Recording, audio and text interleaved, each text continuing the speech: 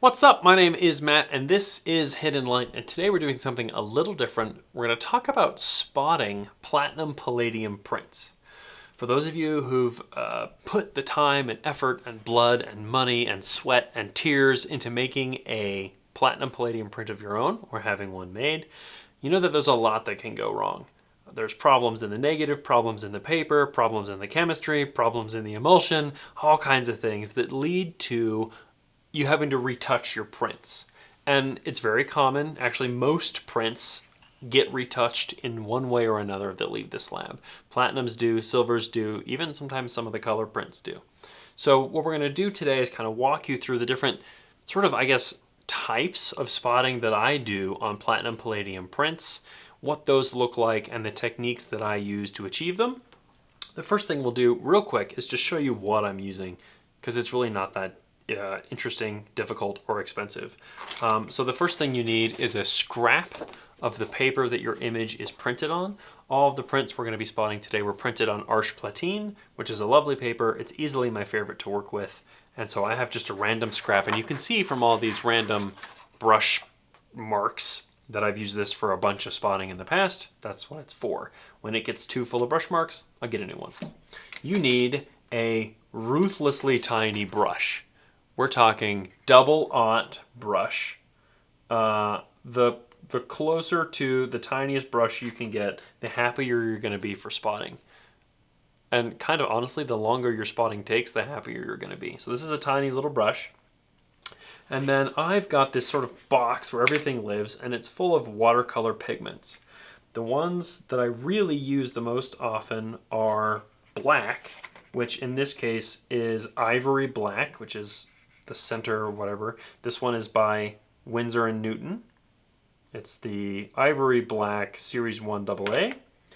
And then I've got a bunch of these other colors like white and sepia, whatever, burnt umber. We got a bunch of these. One purchase of these tubes will last you your lifetime of platinum spotting. Buy one tube, give yourself a little squirt in each one of these little areas, close up the tube, and I mean, I've been working on this section of black for the last 10 years. There's no reason to go like really hardcore with this stuff because you're going to dilute it really far. So I've got my watercolor pigment, I've got my brush, my paper, and then the last thing I need is just some water to dilute it. So we're just going to give ourselves a little water. Again, never drink anything out of a shot glass in my building. And so what I do to spot is basically you're going to take some water on your brush and you're going to kind of brush some of the pigment into an area, and then you're going to dilute it. Just dilute the crap out of it. You don't need a very dark tone, especially when you're starting off. And then you use this paper to kind of figure out how dark it really is. Right? A nice light tone when you're first starting is what you want. You want to barely be able to tell that there's any pigment in it. And as you sort of work up your level of expertise, your comfortability with spotting these prints, you start to figure out how much pigment you really need. So what we're going to do is we're just going to take a print here. We're going to take our little piece of paper and our little stuff. Now, I don't usually set like this on a print. That would be a terrible idea. But for right now, we're just going to let that happen so you guys can see what's going on. And then you start spotting. So let's start out here because these are a little darker, right? And yes, it's kind of hard to see. That's just the name of the game. But I'm going to start there. And so what I'm going to do is come in with my scrap paper, and my first stroke you can see is a little dark. And so I'm just going to kind of give myself a few of these, and as I go, it will naturally lighten. Lighter is better. Do less. We're not going to remove these problems, these issues, these malfunctions in the print. We're just trying to minimize them, right? So I'm going to go ahead and say that's a pretty reasonable place to start. And just tap using the very tip of the brush. Tap, tap, tap. tap, tap, tap, tap.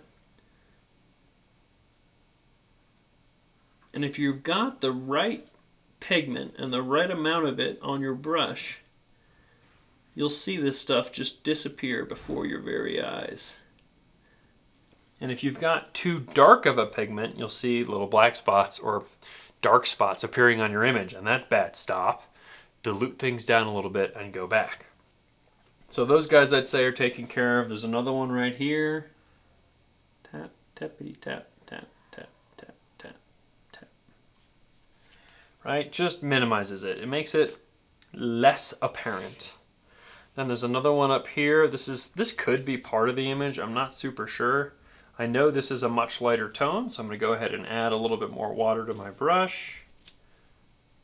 Pick some of this up and dilute it.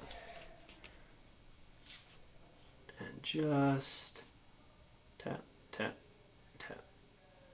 You don't want to brush.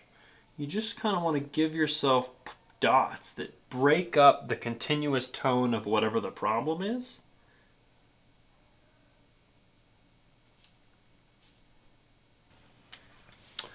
Okay, so black spots. Nice, reasonably new, sharp razor blade. And what I try to do is pick one on the edge first. So let's see if we can find a little black spot that's not right in the center. Like this guy out here, right? Obviously doesn't belong there. And the further into darker tones you are, the less apparent they are to start with. But basically all I'm going to do is take the edge of my razor blade and with as little pressure as I can, scrape it back and forth over the black spot. So, I mean, it's literally as little as you dare. Because you don't need to penetrate the paper very far. You know, the chemistry does absorb into the paper, but it only goes, 15 or 20 microns deep. And so all I'm trying to do is disrupt the top layer of the paper, which should allow me to break up whatever the shape of the black thing is. And you can do this even when they're actually quite big, as long as you only disrupt the top layer of that paper so much. If you go too far, there's nothing you can do. That's better than it was. Let's see if we really want to get after this. This is one of those areas where it's helpful to have reading glasses or a magnifying glass.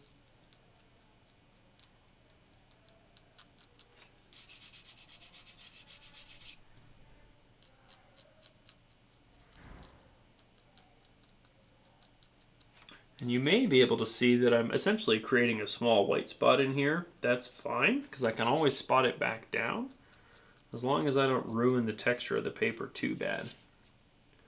I know guys that use scalpels for this, which I can appreciate, but I don't have any of those sitting around. So that was a good warm-up. It's less ugly than it was. Let's go here and do this one. Oh, wow, it wipes right off. Magical. I love that. That's why you see me doing this a lot to the prints. I'm trying to wipe off dust or whatever, or things that have settled on the print that aren't really part of it. So I'm going to come here. We're going to tackle this guy. And you just... little scrapey scrapers. Very little pressure. Less is more. Sometimes you'll find that it's like something embedded in the paper, kind of like when you get like a splinter. I always use razor blades to remove splinters too. And if you just kind of get the right angle on it and you're able to pop it out, same thing on some of these dots or spots or whatever. If it's just stuff in the paper, it comes out pretty easy.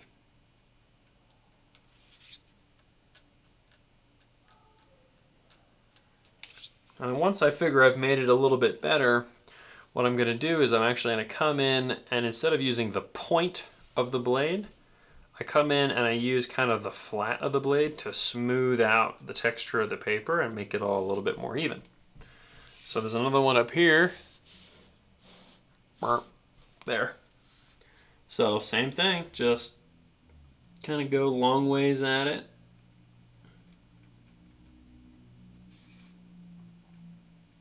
We should put a microphone right next to the paper so you can hear this noise, this scraping noise. Right, again, you're not necessarily trying to make it totally disappear. You're just trying to make it less obvious. I'd say that's a lot better. So if you compare that print to how it was, you should see fewer spots. And that's the whole idea. And sometimes you can take a print that you've worked on, set it aside for a while, come back to it later, and that's totally legit. And you'll see different things. We do the same thing when we're spotting silver gelatins. Of course, we don't use watercolor pigments when we're spotting silvers, but it's the same basic principle. Work on it for a while, let it dry, set it aside, come back to it with fresh eyes later. But this is already vastly improved. I feel a lot better about this. So there you go. So there's one image. There are a couple other types of spotting that I will generally do. So here's an old print. I'll turn it sideways so you can kind of see what it looks like. Joshua Tree. This is a platinum palladium from a digital negative from a trip I did several years ago. And there are a couple things that bother me about this, and they're all kind of up here. So there's a huge white spot here. This is part of my file that I failed to see when I was doing the Photoshop work.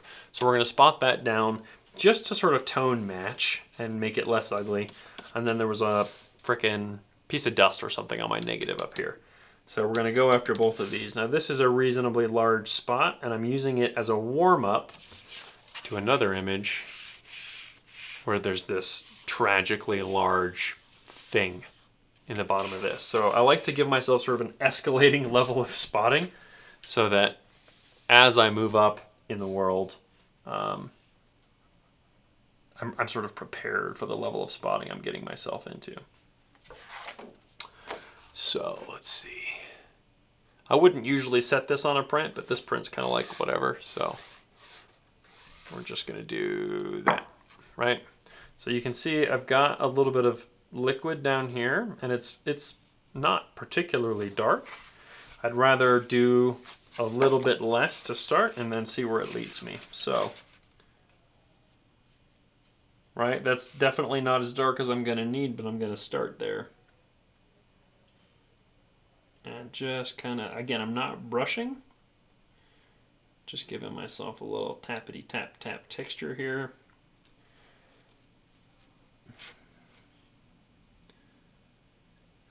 The other reason I'm doing dots is that it allows you to blend light with dark a little bit easier and makes it feel more natural.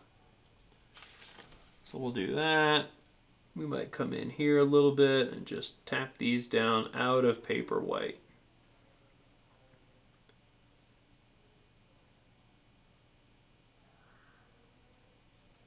Good. That's already a huge improvement.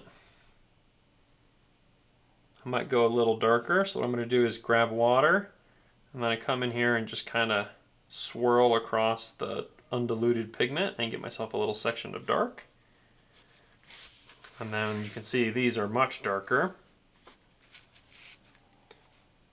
And so I'll just come in here, give myself a little couple of dots.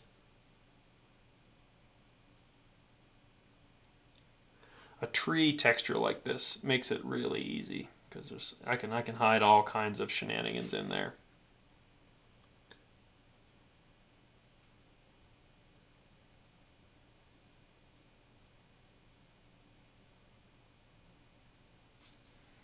Nice. While we're here with this kind of color, I'm going to come up here and just do this sky spot real quick.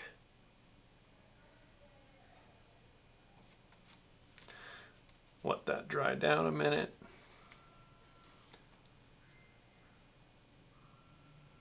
You know, when you got a couple things and you're working in kind of a similar tone, it makes it really easy.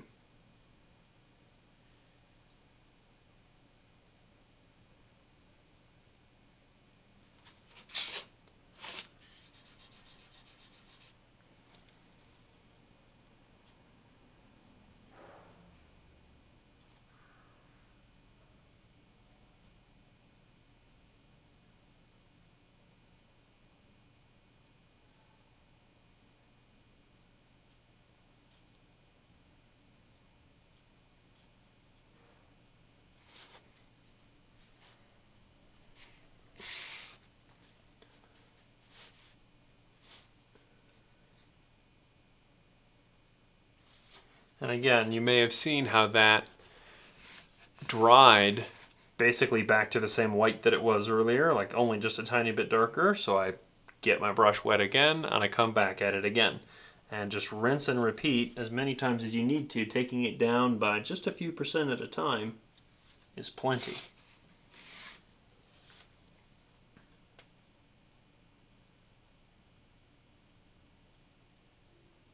And the only reason I would bother with this, aside from practice, is to just draw the eye where it really belongs. Like, the point of this image is not the specular highlights in this tree. It's the shape of the tree and the contrast between the tree and the clouds. So I don't need all this crazy detail up here. So we're just gonna tone it down. And there's definitely such a thing as going too far. Less is more.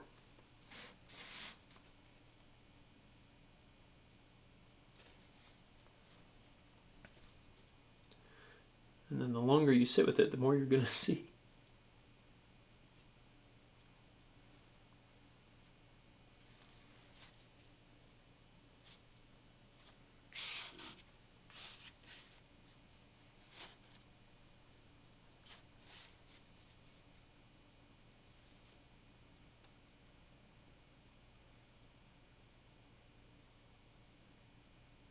And you may see that I'm rotating the brush a fair amount. There's actually kind of a sharp point to one side of this brush, so I can use it kind of as a dull-edged weapon, or as just, there are literally like 2 or 3 fibers that come off the end of this brush, and I can just use 2 or 3 of them at a time on a really small area like this tiny spot up here. Just trying to spot that in a little. This I'm pretty happy with. That's a lot more even than it was, especially as it dries down. And this guy is much closer.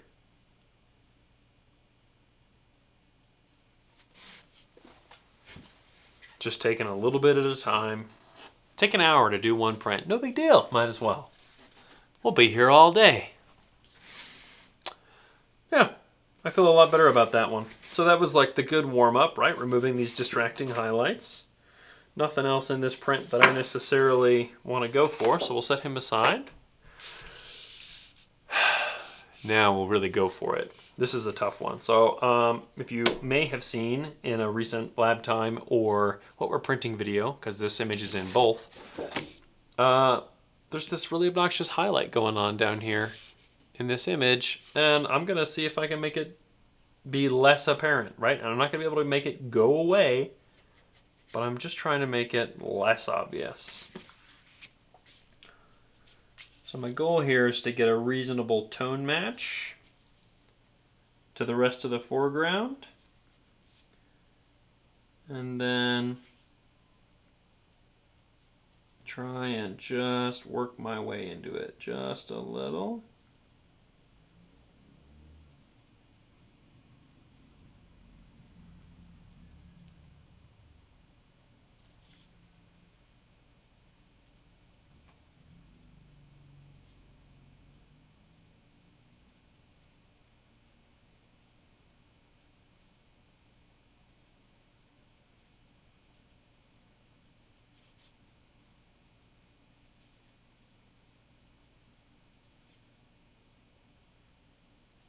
Working with a big area like this, I can just add straight water to something that I've already done while it's still wet and sort of dilute it and move it around and minimize if I get like kind of a spot that's a little too dark.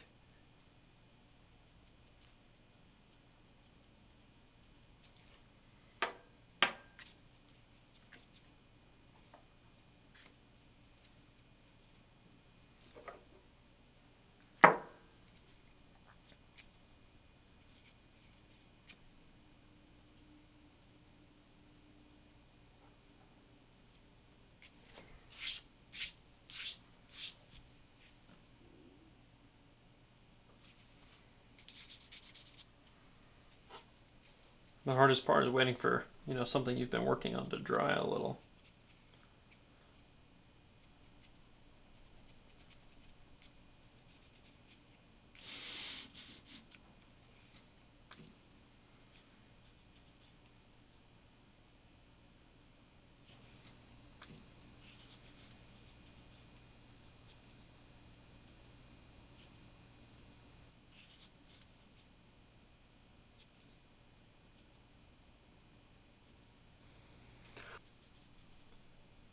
Trying to just diffuse this edge that I've managed to create here.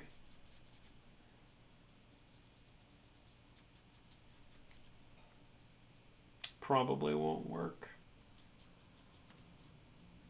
But it's worth trying. There you go. Better than it was. Less distracting. Especially by the time you put a mat board and a frame around this, you won't even see it. Anyway, so there's that one. At least a good first pass. I may come back and tidy this up a little bit later. But I need it to dry all the way, and that's going to take it like 20 minutes. So we've already been here for half an hour. Let's see. This one is a mix of both. So let me move this out of the way here. Here's a little motorcycle shot. I shot this on a Pentax 6.7 of some variety. No, on a Mamiya, actually, RB. So I've got a bunch of crap on the bike in the specular highlights and in the negative. So this is all kinds of dirty. It's the dirtiest. And so I'm going to just go through real quick and hit all of these really obnoxious spots and see if I can even this out a little bit and clean it up. And doing this one upside down is going to be especially helpful. Let's see, where do I want to start? I'm like upside down here.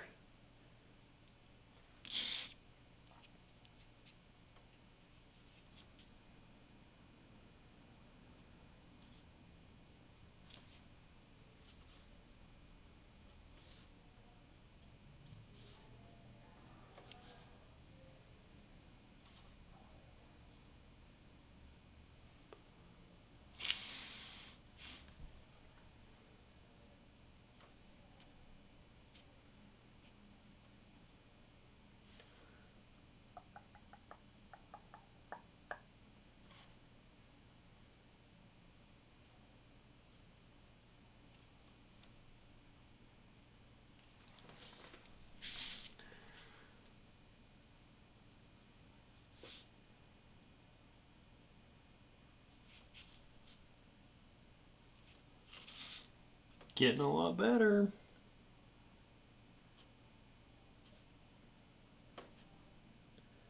And then while I'm in here, I'm also going to tone down some of these specular highlights that are not drawing my reader or viewer's attention where I want it to be. Just tone those down a skosh. Like this one right here. Stupid.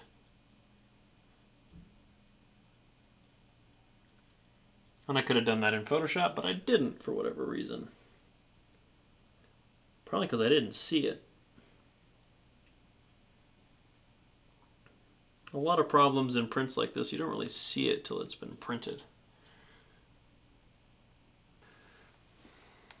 I also want to include this angle because it's hard to get it with these other whatever cameras.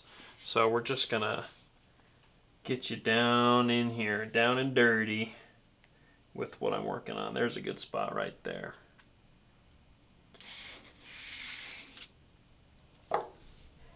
Right there.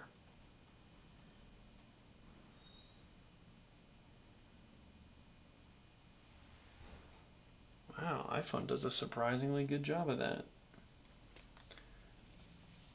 Let's see, let's go find another one. Here you go, some specular highlights. These guys.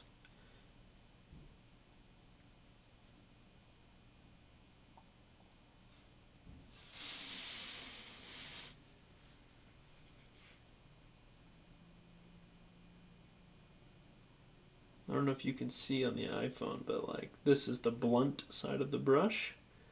And then when I rotate, there's that like one hair that sticks off the edge. That would be the sharp side. So right now I'm using the blunt side on these specular highlights.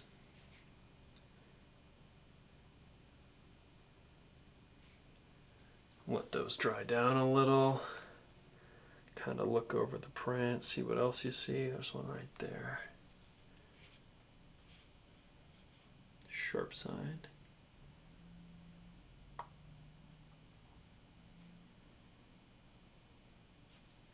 Nice. Just see what else there is to see. There's one. Oh, see, that one's on the paper. Easy. Love that. What else? Let's go back to this one.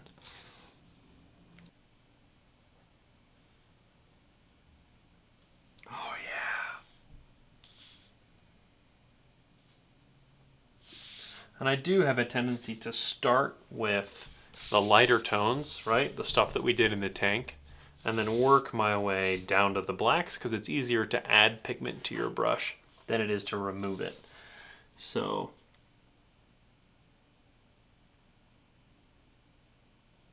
plus, you know, the whole process itself is additive. So you can add, I could take this spot here that we've been working on to the same tone as the tank and then add more later. But if you start with black, you can't, there's nothing you can do. You can't add more than that. So just little touches here and there. Get things all squared away. I love it. I'm happy with it. I'd forgotten all about these prints, actually. I have a whole series that I shot at a motorcycle show in California somewhere. And like, look at that. That's a lovely looking print. I mean, I think so. As a motorcycle enthusiast, I'm into it. Anyway, so that's a quick primer on spotting platinum prints. Just using watercolor pigment, a little bit of water, and when needed, the razor blade. Or if you have one handy, a scalpel. If you want to see more of this, I guess, let me know. This is kind of a long one, and I'm kind of content to leave them long like this sometimes because it shows you what really goes into it. And this one's not even done. Like, I'm just looking at all this stuff up here. There's all kinds of shenanigans from my mist brush coat. So anyway, yeah. Let me know if you're into this, and if you hated it and you never want to see spotting again, let me know that too in the comments down below. Also, if you haven't checked out shop.hiddenlightllc.com, you should check it out because we got some cool stuff there, like shirts and maybe platinum prints someday. Why not? All right, see you in the next one.